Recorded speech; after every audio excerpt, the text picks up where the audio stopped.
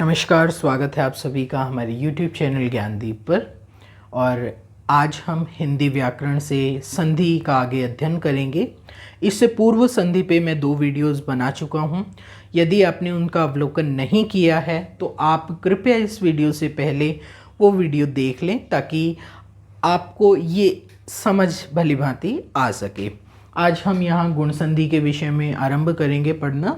और इससे पूर्व हम कर चुके हैं संधि की परिभाषा, संधि के भेद, स्वर संधि की परिभाषा, स्वर संधि के भेद और दीर्घ संधि का हमने अध्ययन किया था। दीर्घ संधि में हमने पढ़ा था कि परस्पर समान स्वरों के, वो चाहे ह्रस्व हो या दीर्घ, को दीर्घ हो जाता है। परस्पर समान स्वरों के मेल से ह्रस्व या दीर्घ स्वर हों, उन्हें उनके मेल से दीर्घ हो जाता है। जैसे हमने किया था ए आ से परे ए आ हो तो उन्हें दीर्घ आ हो जाता है, दीर्घ हो जाता है अर्थात आ हो जाता है। ई से परे ई हो तो उन्हें भी दीर्घ हो जाता है अर्थात ई हो जाता है। और इसी प्रकार ऊ से परे ऊ होने पर उन्हें भी दीर्घ अर्थात ऊ हो जाता है। यहाँ तक हम अध्ययन कर चुके हैं। आज हम आरंभ करेंगे, आज हम पढ़ेंगे यहाँ गुण संधि। देखिए, गुण संधि की परिभाषा संस्कृत में है आद्गुण।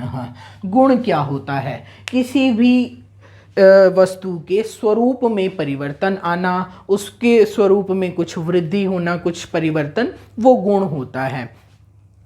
अब आद्गुण,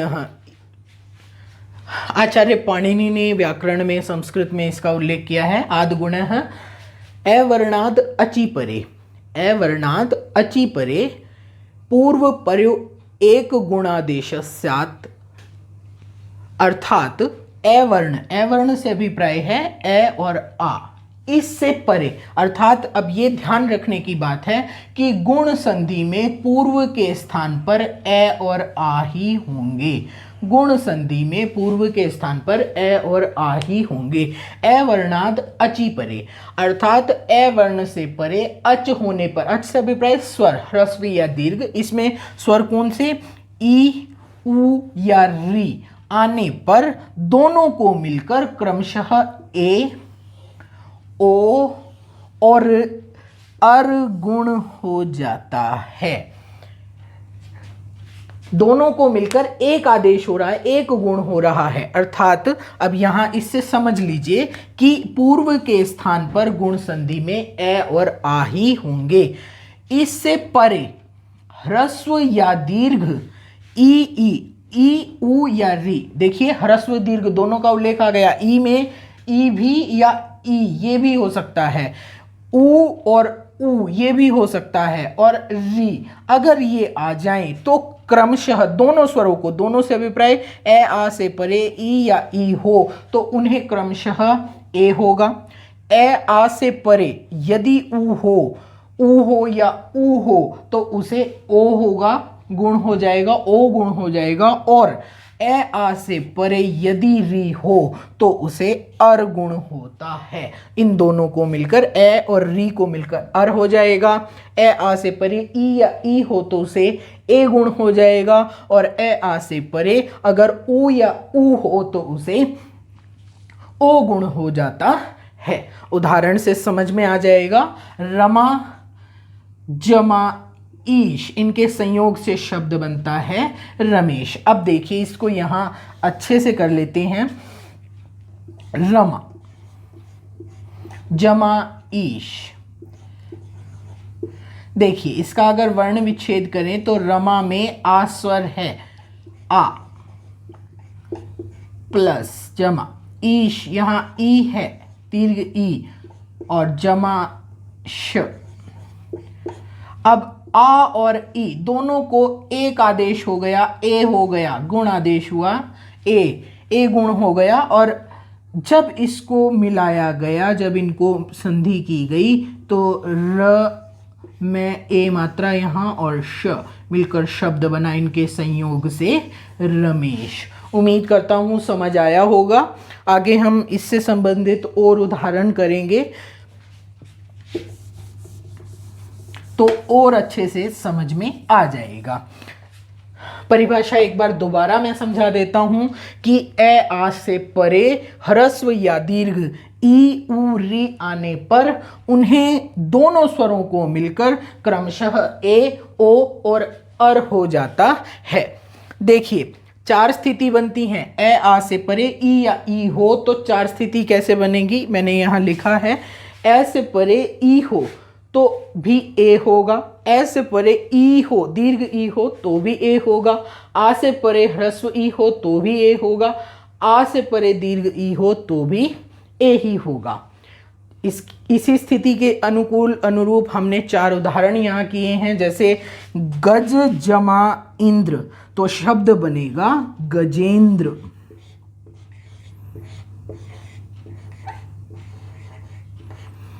इसी प्रकार दिन जमा ईश, इनके संयोग से शब्द बनेगा दिनेश। ए गुण हो गया है, न में अ है, वर्ण विच्छेद करेंगे तो, और इसके पश्चात दीर्घ ई, दोनों को मिलकर ए गुण आदेश हुआ और शब्द बना दिनेश। ए तो उपरांत राजा जमा इंद्र, इनके संयोग से भी क्या शब्द बनेगा, राजेंद्र। ए गुण हो गया। महा जमा ईश, महेश।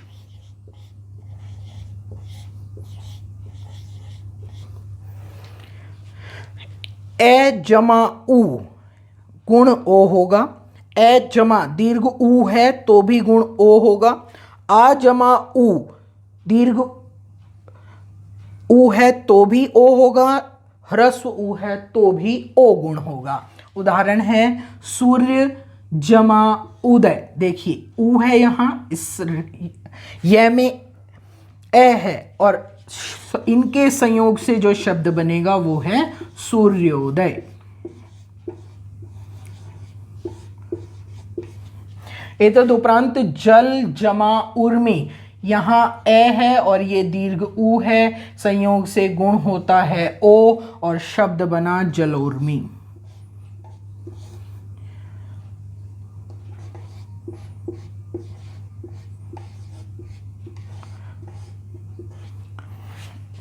महा जमा उत्सव, यहाँ महा आ है और ये उत्सव, दोनों के संयोग से गुण हो गया दोनों को और शब्द बना महोत्सव।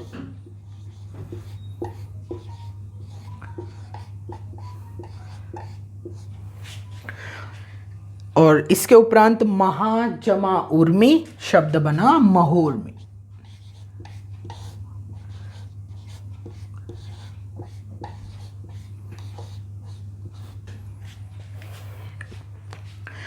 अब री के उदाहरण हम करते हैं। बहुत आसानी से अच्छे से आपको समझ में आ जाएगा, उम्मीद करता हूँ ये समझ में आ गया होगा। वीडियो पॉज करके आप यहाँ तक इसको नोट कर सकते हैं, अपनी अभ्यास पुस्तिकाओं में इसे आप लिख सकते हैं।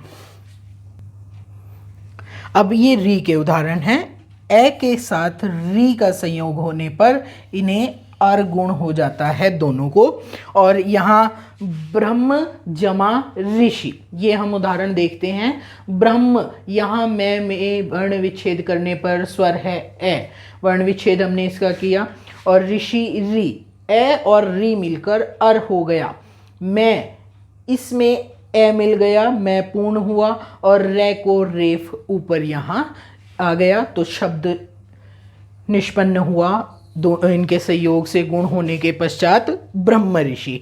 इसी प्रकार आ जमा री, इसको भी अर होता है, स्थिति में भी राजा जमा ऋषि, आ और री मिलकर अर हो गए और इसी प्रकार इनके संयोग से शब्द निष्पन्न हुआ गुण होने के उपरांत राज ऋषि। उम्मीद करता हूँ आपको यहाँ गुण संधि इस प्रकार से समझ में आ गई होगी। और उसी प्रकार यदि बोर्ड में पूछ लिया जाए गुण संधि के नियम लिखें तो नियम बनता है ए आ से परे ह्रस्व ई या दीर्घ ई आने पर उन्हें ए गुण हो जाता है। दूसरा नियम, ए आ से परे ह्रस्व उ या दीर्घ उ आने पर उन्हें ओ गुण हो जाता है। और इसी प्रकार ए आ से परे री आने पर उसे अर्गुण हो जाता है। ये तीसरा नियम है। यदि नियम आए तो भी आपको समस्या नहीं होगी, आप वीडियो पॉज करके ये आप नियम यहाँ लिख सकते हैं। आगे है वृद्धि संधि। गुण संधि समझ में आ गई होगी, और अब है ये वृद्धि संधि। देखिए, गुण संधि ही की भांति इसमें भी पूर्व के स्थान पर ए आ ही होता है, लेकिन हमने गुण में किया था ए आ से परे ई हो तो उन्हें ए गुण हो जाता है, और ऊ हो तो उसे ओ गुण हो जाता है, और री हो तो अर गुण हो जाता है। अब यहाँ ए आ से, अब ये मैंने नियम के अनुरूप लिख दिया है, परिभाषा भी हम इसकी लिख सकते हैं। संस्कृत में इसके लिए सूत्र है वृद्धि रेची। वृद्धि रेची, इसका अभिप्राय है आदिची परे वृद्धि रेकादेश स्यात्, अर्थात अवर्ण से परे एच हो तो उन्हें पूर्व और पर में वृद्धि होती है। अर्थात ए आ से परे ए ऐ हो तो दोनों स्वरों को वृद्धि ऐ हो जाती है। उदाहरण यहाँ लिखा है, एक जमा एक, दोनों के संयोग से वृद्धि हुई एक, यहाँ इसमें ए स्वर है, जमा ए, वृद्धि हुई ऐ, और शब्द मिलकर के बना एकैक।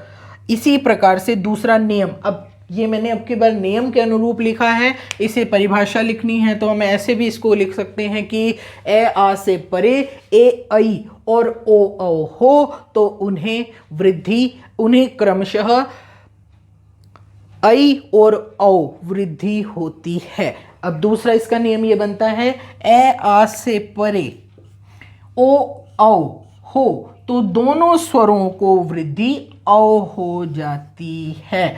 उदाहरण है महा जमा औजस्वी और मिलकर बना महौजस्वी। देखिए,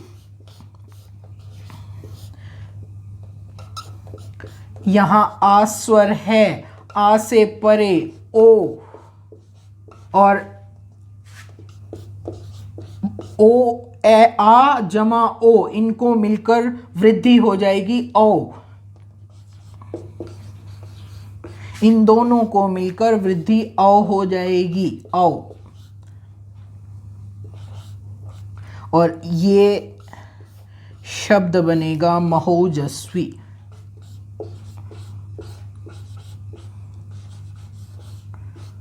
संधि होके शब्द बनेगा महौजस्वी।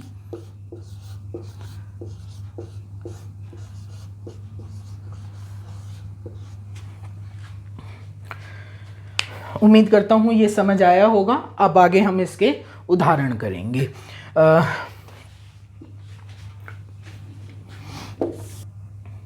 अब इसके आगे उदाहरण समझ लेते हैं। ए जमा ए जमा ए, इनको वृद्धि होगी ऐ। ए से परे ऐ हो तो भी वृद्धि ऐ होती है, आ से परे ए हो तो भी ऐ, आ से परे ऐ हो तो भी वृद्धि ऐ होगी। देखिए, हित जमा ऐशी, इनकी वृद्धि होगी तो शब्द बनेगा इनके संयोग से हितैषी। इस शब्द की निष्पत्ति होगी इनके संयोग से। मत जमा एक ऐक्य, और शब्द बनेगा ए ऐ, ये भी वृद्धि ऐ ही होगी, मतैक्य।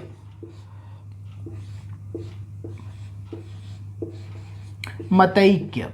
इसके बाद तथा आ और एव, तथैव, आ और ए मिलके भी वृद्धि ऐ होगी और शब्द बनेगा तथैव। तथैव। एतदोपरांत महाजमा ऐश्वर्य और आ ऐ मिलके भी वृद्धि ऐ होगी और शब्द बनेगा महैश्वर्य। महैश्वर्य।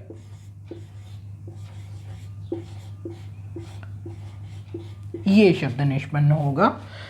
इसके बाद ओ, ए से परे ओ, ए से परे औ, आ से परे ओ और आ से परे औ, इनके योग से इनको वृद्धि होगी औ। और इसके उदाहरण देखिए, दंत जमा ओष्ठ, वृद्धि होकर इनके संयोग से शब्द बनेगा दंतौष्ठ।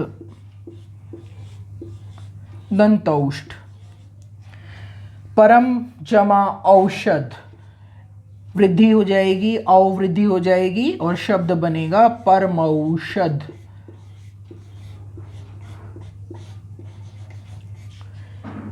महाजमा ओज, वृद्धि हो जाएगी, औ हो जाएगा और शब्द बनेगा महौज।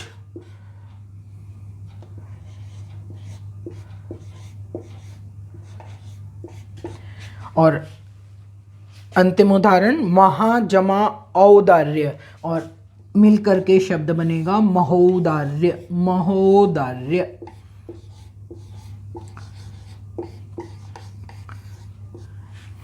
ये उदाहरण आप नोट कर लीजिए और इसके अलावा पुस्तक में आपको बहुत से उदाहरण इसके मिलेंगे, आप वहां से इनका अभ्यास भी कीजिएगा। आगे चलते हैं। यण संधि। यण संधि में संस्कृत का सूत्र है इको यणचि, एक स्थाने यण स्यात् अचि परे संहितायाम विषये, अर्थात इक को यण हो जाता है। देखिए इक में ई, उ, री, हिंदी के संबंध में ये समझिए, इनसे परे। देखिए अब तक हमने दीर्घ संधि, गुण संधि, वृद्धि संधि की है। गुण संधि में पूर्व के स्थान पर ए आ थे, वृद्धि संधि में भी पूर्व के स्थान पर ए और आ थे, और अब यहाँ पूर्व के स्थान पर ई और ई होगी यण संधि में ही, और उ होंगे पूर्व के स्थान पर और री होगी।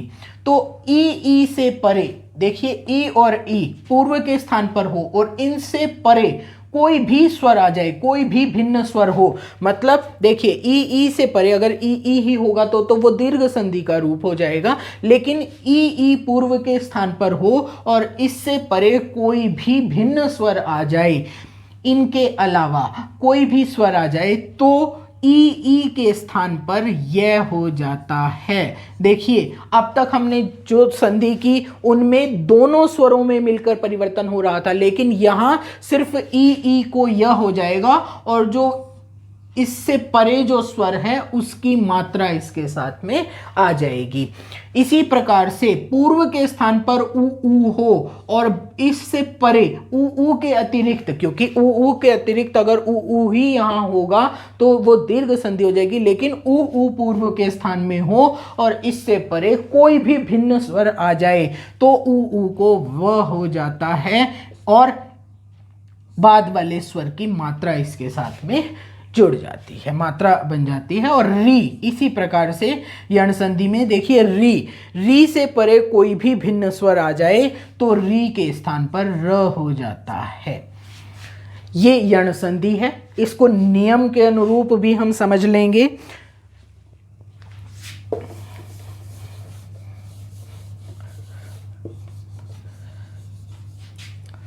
देखिए ई से परे, पूर्व के स्थान पर ई ही होगा और इससे परे कोई भी भिन्न स्वर हो तो ई को य हो जाता है। य देखिए स्वर रहित है और बाद वाला जो स्वर है उसकी मात्रा इसमें आ जाएगी। उदाहरण देखिए अति, यहाँ ये ह्रस्व ई है, इसके पश्चात स्वर ए, अति जमा अधिक मिलकर के स्वरूप बना अत्यधिक। देखिए अति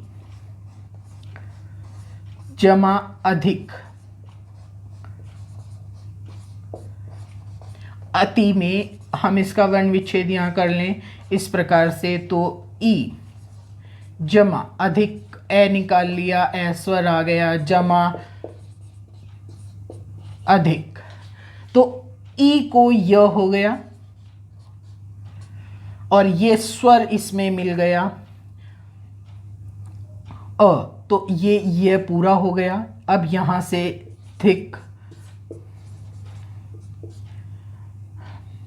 और ये अत, स्वरूप अत यहां तय आधा है, अत्यधिक, ये इसका पूर्ण स्वरूप बन गया, शब्द बन गया इनके संयोग से अत्यधिक। उम्मीद करता हूं समझ आ गया होगा।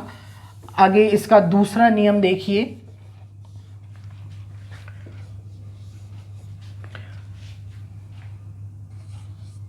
दूसरा नियम है ऊ से परे भिन्न स्वर हो तो ऊ को व हो जाता है। उदाहरण है सु जमा आगत, शब्द इनके उस संयोग से निष्पन्न हुआ स्वागत। देखिए सु जमा आगत, सु जमा आगत, यहां ऊ है,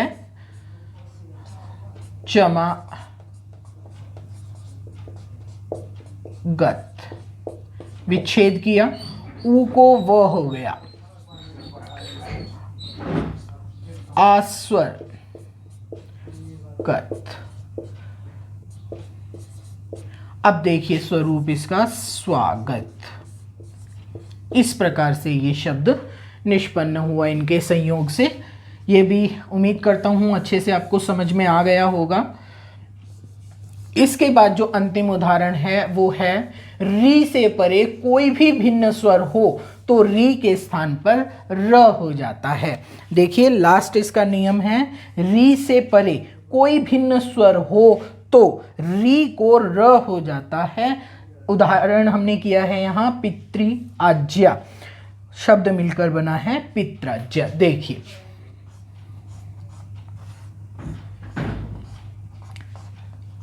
इसका हम विच्छेद करते हैं। री ये आ गया स्वर, उसमें मात्रा लगी हुई थी री की।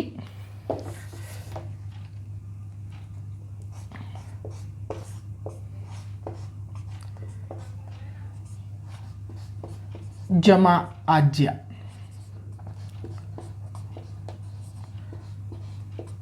देखिए री को र हो गया, रे को तय में अगर हम लेके आते हैं तो त और र ये मिलकर के त्र हो जाता है।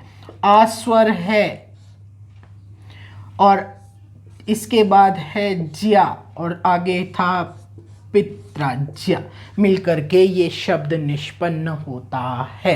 उम्मीद करता हूँ आपको समझ आया होगा। वीडियो पॉज करके आप ये डेफिनेशन, इसकी परिभाषा और उदाहरण आप नोट कर लीजिए। अंतिम है अयादि संधि, अय आदि, अय आदि। अब देखिए संस्कृत में इसके लिए सूत्र है एचो अयवायावह।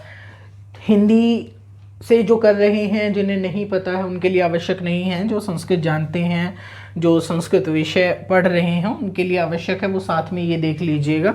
एचो अयवायावह, एचः क्रमाद अय अव आय आव एत स्यु अचि।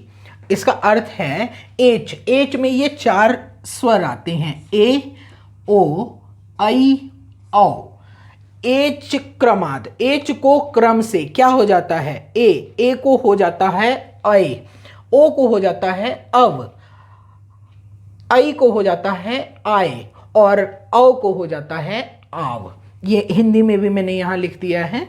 एचः क्रमाद अय अव आय आव एत स्यु अचि। अचि अर्थात अच परे रहने पर। अच हम स्वरों को कहते हैं संस्कृत में कि ए आई। अब हिंदी से समझ लीजिए, अच्छे से आपको समझ आ जाएगा।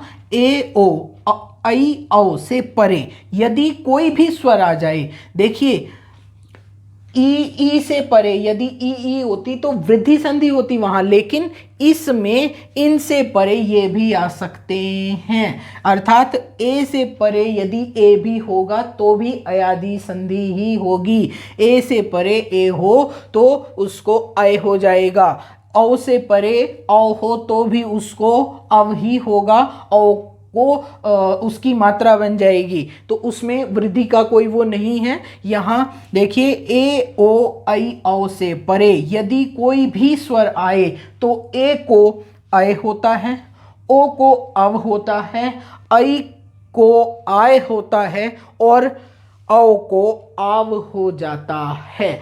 उदाहरण करेंगे, उससे आपको और अच्छे से समझ आ जाएगा। तब तक आप इसकी ये डेफिनेशन एक बार वीडियो पॉज करके इसकी परिभाषा आप नोट कर लीजिए। यहाँ हम अयादि संधि के कुछ उदाहरण करेंगे।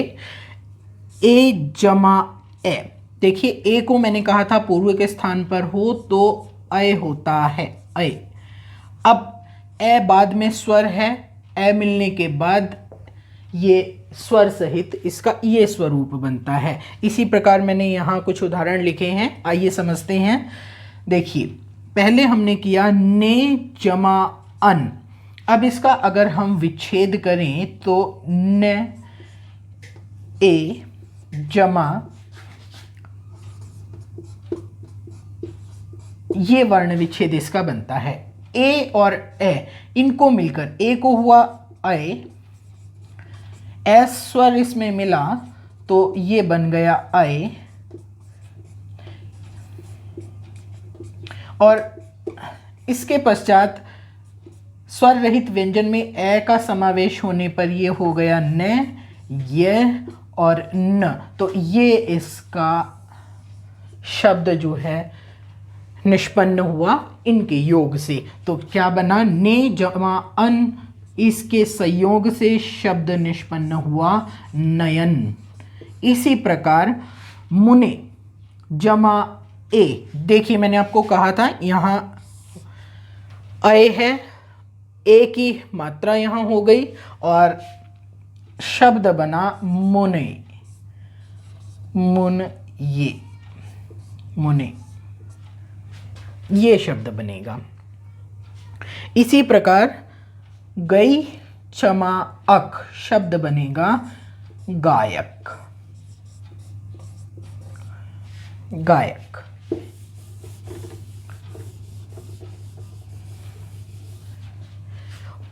पो जमा अन, देखिए पो जमा अन, यहाँ ओ को अव हो जाएगा और ए इसमें मिलने पर अव, ये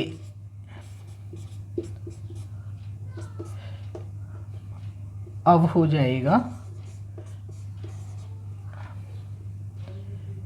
न है यहाँ, ये भी न है और शब्द बना पवन। तो ये शब्द बन जाएगा पवन। इसी प्रकार से पौ जमा अक, औ से परे भिन्न, औ से परे कोई भी स्वर हो तो उसे आव हो जाता है और शब्द यहां बना पावक। इसी प्रकार भौ जमा अक, ये शब्द बनेगा भावुक।